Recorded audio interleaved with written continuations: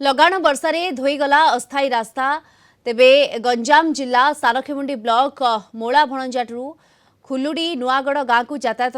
करा अस्थायी रास्ता धोई जाइछि आ विपदजनक अवस्था यातायात करुछन्ति स्थानीय लोके ए रास्ता दे खोलड़ी नुआगढ़ गाँर पाखापाखि 3000 लोक यातायात करिथांती एमिति माटी अस्थायी रास्ता तैयारी करा जाउछि हेले वर्षा हेले भासी जाउछि बोली स्थानीय बासिंदा कहिसन्ति। अधिक सूचना आम सहित सीधासख जोड़ी होती आम सीनियर रिपोर्टर रवींद्रनाथ डाकुआ जोड़ी होती। रवींद्रनाथ, रास्तार अवस्था कौन देखुंट बर्तमान? देखो दीप्ति आम जब कहवा जे लगाण वर्षा धोई जो अस्थायी रास्ता को गतकाली अपराह्न जो गाड़ी चलाचल हो कि बाइक चलाचल एवं साधारण लोकटे जावाई जो जो संपृक्त ठेकादार व्यवस्था करिसेंती तेबे जो कथा उठुछि जदि यह पाखापाखि 3,75,00,000 टंका मंजूर करा जायथिला एही रास्ता निर्माण करिबा पई जेतेबेले मार्च मासरे कार्य आरंभ करिबा पई आरंभ करागला सेतेबेले गुटे ता पूर्वर थिबा अस्थायी शंख को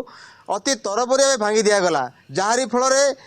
जेतेबेले वर्षा आसुची अस्थायी रास्ता तैयारी होइथिबा अस्थायी रास्ता धोई जाउची। आमे वर्तमान से चित्रटी वर्तमान देखा पूर्व आमे किछि लोकंकर मध्य प्रतिक्रिया यारी भितरे नै जिवा। आज्ञा कोन कहबे ए जो रास्ता आमे पूरा देखैथिलु जे वर्तमान को भली अवस्था अछि? आज्ञा रास्ता तो वर्षा जो भागी गला कंट्राक्टर कहयारु माटी रास्ता कला से अबनी दास कंट्राक्टर जे नै निथि तांके तो आम कहबार जेसीबी फेसीबी आनी तत्काल करें काम करी बर्तमान गाड़ी गुड़ा जावा आसा हो बाइक फाइक। अच्छा माटी रास्ता तो सब प्राय हो प्राय अनेक थर भांगी जाइए ना से भागी जाऊँ सर अल्प वर्षा हेल्ले भागी जाऊँ। आगुरी कौन थिला ए जगह कहले? आगुरी ब्रिज थिला सर छोटिया ब्रिजटा छोटिया ब्रिज न बड़ ब्रिज न तैयारी करूनो भांगी देवाटा केमती कौन करते? हाँ वर्षा हो गलानी से भागी देवा कथा नाला से थाउण ही सब करिया कथा केते असुविधा होउछन्ती कहले? बहुत असुविधा होउछि देख पाखापाखि आमर 3टा गाँ निर्भर करती एवं अस्थायी रोड होती तथापि जावा आसा बहुत असुविधा होउछि ना गोटे बाइक जाउछि ना बड़ बड़ गाड़ी जाई पारुछि स्कूल कॉलेज पिला जेबे बहुत असुविधा होउछि। पहर दिन केमती कोन पानी आसिला हठात भागी गला जो लगाण वर्षा हला हम प्राय 2-3 दिन धरिकी से वर्षा रे ये जो माटी रोड थिला से रोड हमर भांगी जाइतिला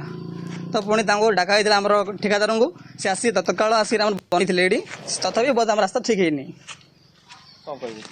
आज्ञा देखु गत 3 दिन है जो लगातार वर्षा चलुला आमर गाँव में बहुत किसी समस्या होती गाँव को ना किसी आम्बुलेंस आसला ना गाँव कौन सी गाड़ी बाहर को जापारा पिला माने स्कूल ट्यूशन भी जापारे ना से आम आमर कंट्राक्टर को एवं आमर प्रशासन को भी आम अनुरोध करुचु जेते शीघ्र संभव रास्तार निर्माण काम आरंभ करा जाऊ एवं डाइवर्सन रोड को आउरी भल से टिके काम कले आमर गाड़ी गुड़ा एपट सेपटे पास हो पारिबो। नुआ ब्रिज पे जो थिला जो अटकल थिला वर्तमान को स्थिति रे किछि काम आरंभ होलानी 8 मास होलानी नहीं देखंतु किछि भी आगुरु जो ब्रिजटा थिला लोक मान को जिबा पे किछि असुविधा नथिला किंतु वर्षा हेले ब्रिज ऊपर पानी चलथुला सेति लागि प्रशासन तरफ आमको किछि साहाय्य सहयोगर हाथ पटेबारु आमको बड़ ब्रिज टी सरकार देइथिले किंतु जो आमर कंट्राक्टर जे कि अबन दास सी आमर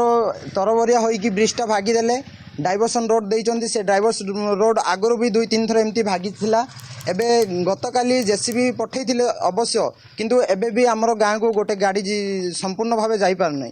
ओके विपज्जनक अवस्था रे केउटा केउठी यातायात करूछन्ती स्थानीय लोक माने दाबी मध्य करूछन्ती केबे दाबी पूरण होउछि ता देखिबा बाकी रहउछि। धन्यवाद आपनको रवींद्रनाथ डाकुआ आम सीनियर रिपोर्टर सर्विसेज सूचना जोड़ी होइथिले।